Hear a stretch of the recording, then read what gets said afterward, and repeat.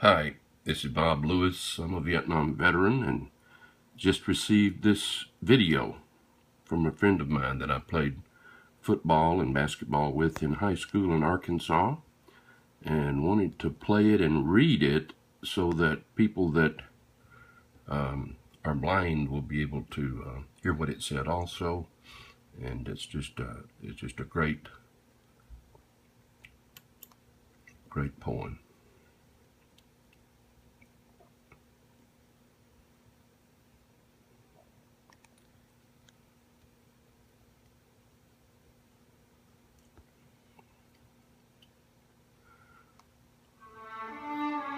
The embers glowed softly, and in their dim light, I gazed round the room and I cherished the sight. My wife was asleep, her head on my chest, my daughter beside me, angelic in rest.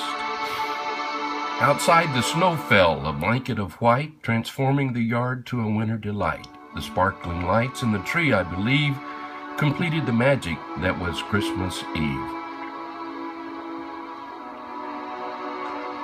My eyelids were heavy, my breathing was deep, secure and surrounded by love. I would sleep in perfect contentment, or so it would seem, so I slumbered. Perhaps I started to dream.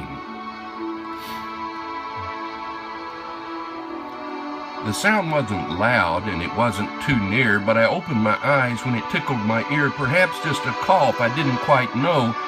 Then the sure sound of footsteps outside in the snow. My soul gave a tremble, I struggled to hear, and I crept to the door just to see who was near.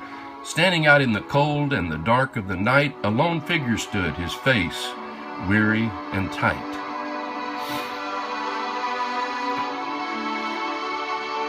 A soldier, I puzzled, some 20 years old, perhaps a Marine, huddled here in the cold, alone in the dark. He looked up and smiled, standing watch over me and my wife and my child. "What are you doing?" I asked without fear. "Come in this moment, it's freezing out here. Put down your pack, brush the snow from your sleeve. You should be at home on a cold Christmas Eve."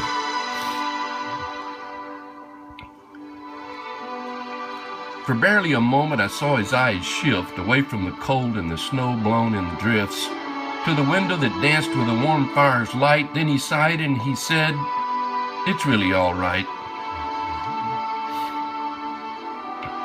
I'm out here by choice. I'm here every night. It's my duty to stand at the front of the line that separates you from the darkest of times." No one had to ask or beg or implore me. I'm proud to stand here like my fathers before me. My Gramps died at Pearl on a day in December. Then he sighed, "That's a Christmas Gram always remembers."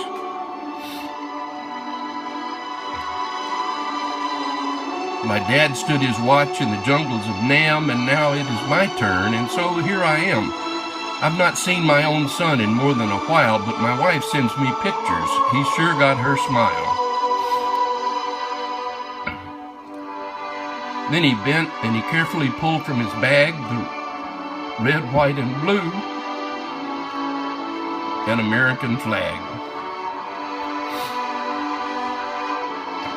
I can live through the cold and the being alone, away from my family, my house, and my home.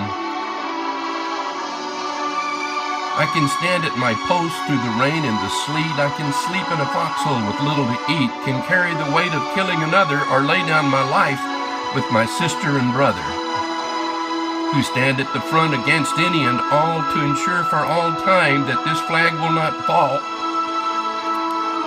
So go back inside, he said. Harbor no fright. Your family is waiting and I'll be all right. But isn't there something I can do at the least? Give you money, I asked, or prepare you a feast? It seems all too little for all that you've done for being away from your wife and your son. Then his eye welled a tear that held no regret. Just tell us you love us and never forget to fight for our rights back at home while we're gone, to stand your own watch no matter how long. For when we come home, either standing or dead, to know you remember we fought and we bled is payment enough, and with that we will trust that we matter to you and you matter to us. Support our troops.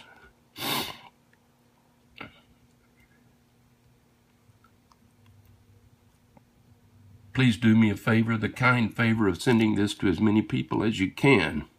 Christmas will be coming soon, and some credit is due to our U.S. service men and women for our being able to celebrate these festivities. Let's try in this small way to pay a tiny bit of what we owe, make people stop and think of our heroes, living and dead, who sacrificed themselves for us. I would like to thank Michael Marks for writing this poem.